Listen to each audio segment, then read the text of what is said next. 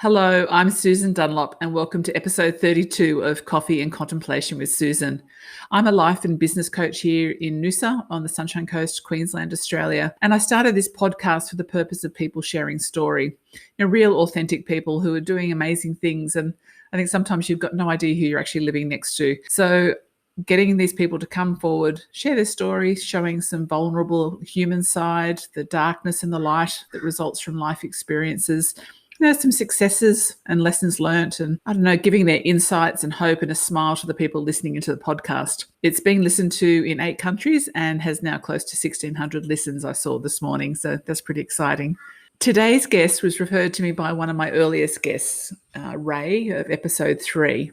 And in her sharing of choosing to say no to a career path set by her father when she was a late teen and leaving school, she chose a career she loved. And sharing that one little part of her story with us in episode 3, a friend of hers spoke to her and said, I wonder whether I was doing the same thing to my own daughter. It was a beautiful recognition of the importance of sharing a story, because you just don't know who's listening. So if it can make a difference to one person's life, that's all that matters. So today's guest is Mish, and Mish and Ray meet regularly. And Ray and I mosaic together regularly. And Ray often shares with me how intuitive this Mish is in her healing and remedial massage work.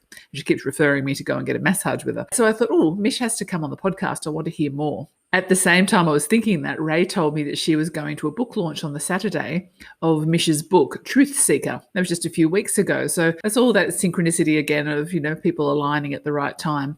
And I think as a coach, the words truth seeker is pretty exciting to me. So I really wanted to hear more about that. Mish Thurlow is a teacher, a yogi, a mentor, and now a writer. She currently supports clients in their journeys of rehabilitation as an allied health assistant with Total Rehab Solutions here on the Sunshine Coast in Australia. Mish has over 10 years of experience working with people and the body, the mind and spirit connection. She's got a Bachelor of Applied Science in Exercise and Sports Science from the University of Sydney, has a 300-hour Jivamukti yoga certificate, and Certificate 3 and 4 in fitness from TAFE, New South Wales. I didn't really mean to be reading out her bio, but I just happened to be interested, so I'm going to read it out. She also has a diploma in secondary education from the University of the Sunshine Coast and an advanced diploma in remedial massage from Demi International on the Sunshine Coast. So she's definitely well-rounded in her work in the wellness industry. I think we'll just kick off here. Welcome, Mish. Thank you so much for having me today, Susan. I'm so excited to be here with you. I think we're going to have a lovely, bright talk today, going by all the lovely things that you work in. Yeah, I was preparing to have this little chat with you this morning, and I felt super joyful and excited. And I think I've heard a lot about you from one of my clients who I treat for Massage Ray. I think that it's great to be here. And yeah, I'm really looking forward to having a conversation with you. And I think it's very good now I've actually pressed record, because you and I could have just chatted forever just before we started. So I think it's time we actually have the conversation online. So what I thought today is, how about we start first with, we'll go back first, not too far, but to your leap of faith 11 years ago. And then we'll see where our chat takes us from there, because I'd love to hear more about your book and, the finding the light and truth-seeking piece. So what do you think? Is that okay? That sounds fantastic. Okay. So what I know of you is that you moved to Sydney from South Africa 11 years ago to begin your wellness journey. Was that your own wellness journey, or to be of service in the wellness space? So when I moved to Sydney, I was 18 years old. And so I think it was a little bit of both, because when you're 18 and you've just finished school, you're in the space of trying to find yourself and who you are and, what you want to do in the world, especially if you're going to go to university. And so I came over to Australia by myself to study, and I wanted to study something that could be of assistance to other people. I think that it's a little bit of both, my own wellness and then helping others too. So originally I wanted to study medicine. And when I first came to Australia, I started studying exercise and sports science. That made me realize that I wanted to very much be a part of the prevention of disease, rather than, say, the cure, which is what modern medicine is more about. Yes, okay. So do you have much in the way of Eastern and Western mix in what you do?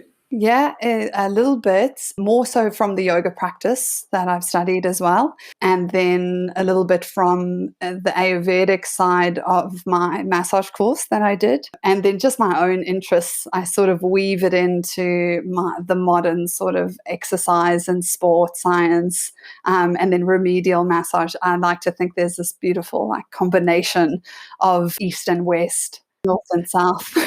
In South Africa, obviously, you're only 18 and you've decided to take a leap of faith. When was it that you had this interest come up for you that you were going to study in another country or by yourself away from your parents, but in relation to wellness?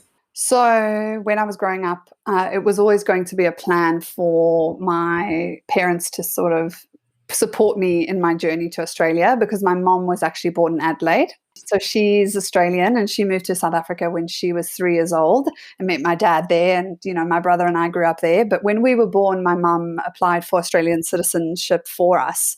So I had that sort of gateway to come and study in Australia. And Sydney University was a really well-known university. I always wanted to travel. And so instead of taking a gap year, I thought I'll just move to another continent and study something that I love. How did you like that life of Sydney? I came from Sydney, so we spent a lot of time, cruising through Newtown and whatnot. So what was life like in Sydney for you? Yeah. Oh my goodness. It was absolutely crazy because I came from South Africa, from a small town that didn't have a petrol station, hardly had any restaurants, had 3 roads, only a couple of hundred people. And I came to Sydney to study, and in my lecture hall, there would have been more than 400 people in a lecture. Wow. At Sydney University. And so I think it was a massive culture shock initially.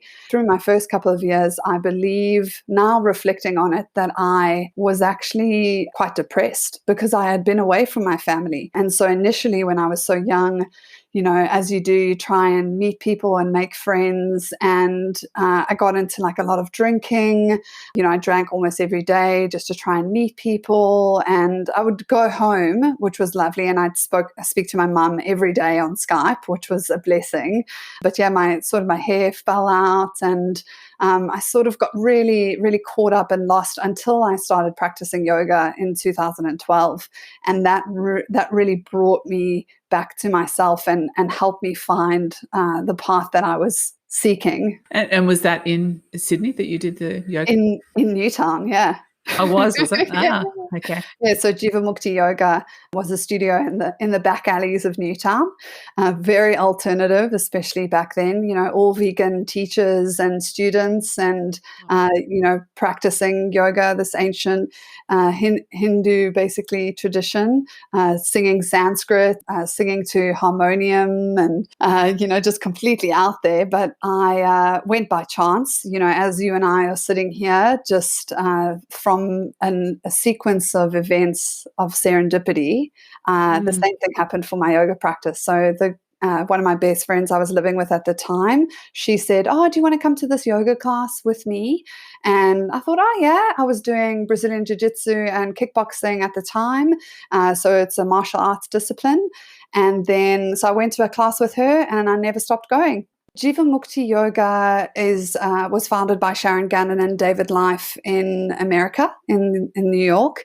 And their style of teaching is, I guess you could say, the physical practice is very much like Ashtanga. It's a strong practice.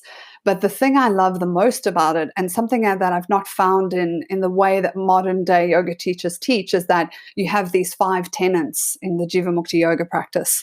So you've got bhakti, which is devotion in Sanskrit. So it's devotion, like love, basically, to your spiritual path.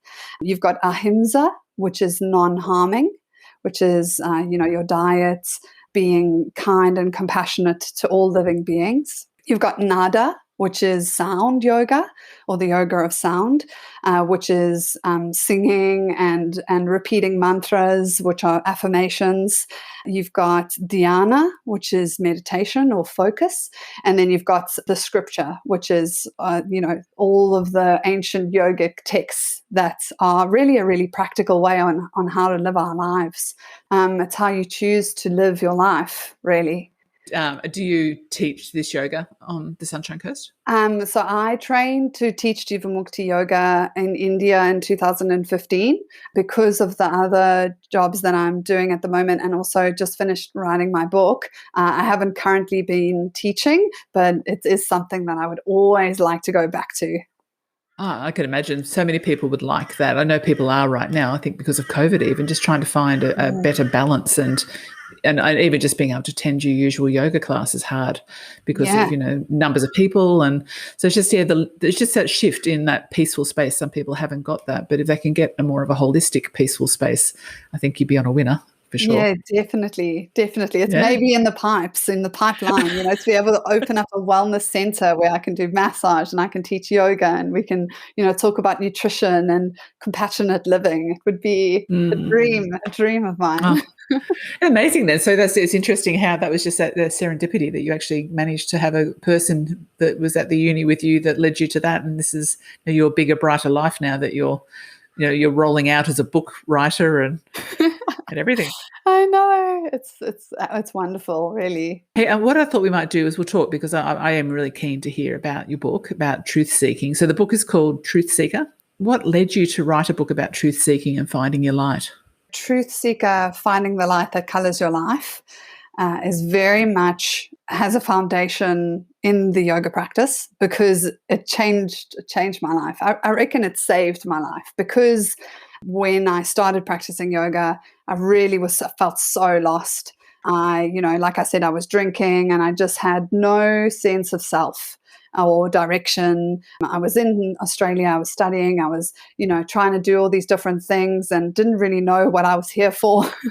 Through practicing, it helped me. I saw your Instagram post this morning about Martin Luther King's quote. And it says, you've got asking the questions of who you are, what is my purpose, and how am I here to serve? Yoga has an aspect of it called seva. It is a Sanskrit word which means service, devotional service. So the type of service where you do something out of love for the bigger picture, the divine, in life. And I think that's what this book is very much about. It was my seva for everything that I've learned over the last 10 years coming to Australia, everything that I went through before I started practicing yoga, and then having started practicing yoga and then doing my teacher training, everything my parents have taught me.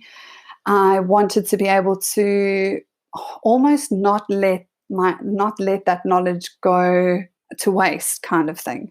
So I wanted to be able to put it all into a book, to be able to give it to the people that I love and to the people that maybe needed to hear some of the things that I went through, to have a little bit more guidance. I thought when I first started writing with Emma Franklin Bell, my writing coach, I said to her, I wish that I had have been given this book when I was at this specific point in my life. And I think that was when I started practicing yoga. And so I often say, if there is something you want to say and there isn't a book out there that says it, then you need to write it. Oh, yes. And you have. So, obviously with support of my loving family and friends and Emma as well. I couldn't have done it without all of them. But I managed to do it. And in 3 months, I wrote the book with Emma, and then I self-published, which also took 3 months with Ingram Spark. And they've been great too. It just was very easy, straightforward. My friend Jacinta Whittington from Sage and Salt Art illustrated it. So, I had a lot of support, and it was really a creative process, processing everything that I've learned over the last 10 years. And interesting too, wasn't it then, that obviously all those 3-month sets was in 2020 when everyone's lives were changing. So you were ready to help that journey maybe continue for them too. So. Exactly. And there was also in itself an act of serendipity, because in 2020, I was supposed to go to New York. I'd won a trip over there to go in May. And because of 2020, I couldn't go. In May, I saw an advert for Emma's free writing course, which I did. And then I started working with her. So it was like I couldn't do this one thing, so that door closed, and then this other door opened, and I did, this other thing, which I feel like has enriched my life potentially so much more than a trip to New York would have. Oh, that's amazing, isn't it? So you've managed to capture such a beautiful essence of everything that's made you who you are to now. And you're only still on the journey, like you're nowhere near through the journey. So gosh, imagine what else you can do. Absolutely. Well, I think that's the case for all of us, is that, that we have so much potential within us to create and to live our lives to its fullest capacity. And I think, like in the book I write, in chapter, or revelation, as I call them, because they were all, revelations. In chapter 6, I write about guides in life. And I think that's been a real big part of me writing the book, and all of us on our journeys through life, finding our purpose or our spiritual paths, being able to be humble enough to listen to certain events or people or our intuition as guides in life to sort of work our way along the path. There's so much to learn and then to grow and then to contribute with, isn't there? Yes, and I think that I strongly believe in lifelong learning, and it was really hard for me to take a moment to stop learning for a little while, in a certain sense of it, from other people, and start to create. And I think that I have a few friends that are currently in that space of they've done the work, they've been learning for a really long time, and now they're in a creative space where they take everything that they've been processing and start to process it more, but in the way of creating something so that others can learn from their experiences, which is so wonderful to see and to be a part of. The creative piece can get put back and back and back and back, because you've got to be serious and responsible and, follow all the rules of society. Yes. But once you actually get to the creative space, that's where you do totally open up and be your best self, isn't it?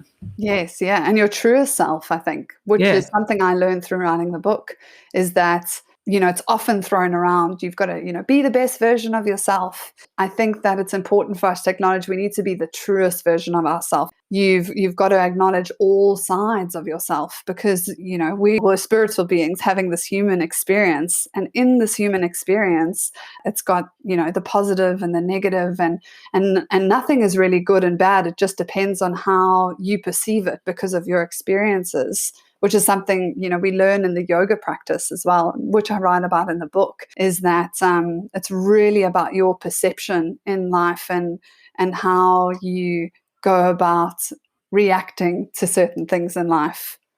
If you perceive it and react and keep in that spin of, sort of focusing on problems versus, outcomes, and it's where people get so bound up. And, and I know, like, I've read so much lately on how much it also makes your body sick. Definitely. Which and so the reason why I aligned each revelation in my book with the chakras, which are these energy centers of the body, is because they are a way for us to notice not only what's going on mentally and emotionally in those centers, but also the physical manifestation as well. These parts that some people sort of separate. Some people separate emotions from thoughts from body, whereas I think that it's, there are all these pillars of wellness.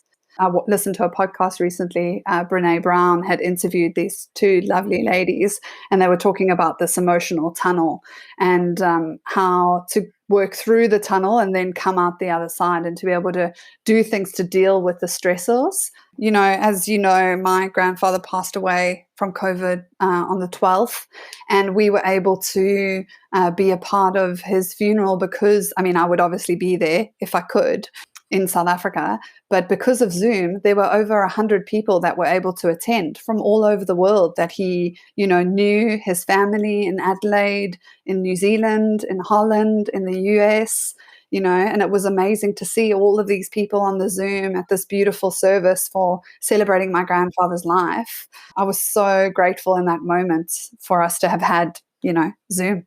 And so not only was the service a way of doing that, and the tears and being able to support my family, my mum, my gran, my dad, My brother in Sydney, who couldn't get there either. We also, bought beautiful plants and planted it in the garden for him. So that was one of the ways we did it. I wrote a poem. That was another way that I processed the grief. So I think there's never only one way of processing emotion. Doing a few different things. Like I love movements. It's something that I also use. So I did that as well. And nature too. So it's important to, I think, remember that you don't only have to do one thing to help you process emotion. Yeah, you got to respect the emotions aren't just something you just switch on and switch off. Yeah, exactly. Yeah. They tend to mess with you if that's the way you're thinking. So. Yeah. So, Mish, this is a dark to light piece, and I know we're going to talk further on this later, but I was just thinking maybe right now, after we've just had that lovely conversation around emotions and your grandfather passing, just in terms of balance, what's the dark to light piece that you have seen, that you have learnt from something, or you are still learning from right now, and maybe some little tips that you've got on how you get by? Personally, in terms of life challenges and wellness challenges, health challenges, I have always felt really fortunate that my body has always been very healthy. Like I've always looked after my body. I became vegan in 2012, and I've always moved my body through the practices of yoga. I've always tried to keep a positive mindset and always tried to stay true to, whatever was going on for me in terms of missing my family and being in a country by myself trying to make it work. But the hardest thing for me has always been being away from my family and living in Australia for now 11 years, away from my parents and my grandparents, and always sort of longing for them to be near and to be close. And now at this time, I think a lot of people are experiencing with COVID not being able to be close. I would give anything to be able to hug my parents, anything. The biggest thing is that I've learned through that is not taking anything for granted. My body, my mental health, the people that are in my life, really making time to connect with the people that I love, every week. I have this thing where as soon as I think of somebody, I have to contact them, because I think to myself, they've come into my mind for a reason. And it's really interesting because often they'll say to me when I contact them, you couldn't have contacted me at a better time. I think it's important, if you think to yourself, I should get hold of this person, that in that moment that you do that, just one text or message or phone call, I think you can sometimes fall into the trap of, I'll get hold of them, and then they're gone. I know that a few people in my family had experienced that with my grandfather. And then my cousin Harry passed away 2 years ago, and a few people experienced that with him as well. I think that with family and with community, even with, friends that are family, just people that are close to you and important in your life, just communication really enriches your life. It makes you a brighter, happier, more loving person when you have a support system, and you just reach out, even if it's one person that you message every second day. I think that it can bring that light into your life. Yeah, I think with the COVID thing too, that there's a bit of a rebalancing of that ability to communicate better, because I think we're so used to, yes, you get together for Christmas or you get together for an event, but there isn't any of that anymore. Like if you're living somewhere separately, you're not getting to go to a 21st or something like that where you'd normally gather. Yes. So it means that you're actually out there and you have to come up with a new way of being proactive to be the person making the contact, not hoping someone's going to contact you and then getting offended if they don't contact you. And dropping all the drama and just coming back to the fact that you need to put in the effort to nourish those relationships. I think that's a really big learning to take. And and you're quite a far away from your family. It's not like you just up the road. No, and I mean, there's no flights into or out of South Africa at all. And as you would know, there's this apparently this new strain which is very strong, I guess you could say. And at the moment, I'm dealing with the fact that everybody in my family in South Africa, except my mum, has been tested positive for this strain. Ah, So there's nothing that I can do. So I make sure I talk to them every day. that's all you can do. Yeah, They yeah, appreciate that massively. Yeah. exactly. So, Mish, I feel like I'm going to finish this episode here because we're at the stage where we can talk about your book next and what your book has done or made a change in you in your learnings as you write. Because I know as you write, or as I became a coach, they said you're coaching yourself first. So in all of those spaces of all that putting words out onto paper is amazing, the stuff that changes in your life. So I think we'll move on to that next week. And yeah, I'm really, really keen just to hear where it's at and how are you going to get this out to the world. So I think everyone would be quite happy to pop back on to hear as well. So Fantastic. Thank you so much for today. I said we could talk forever. I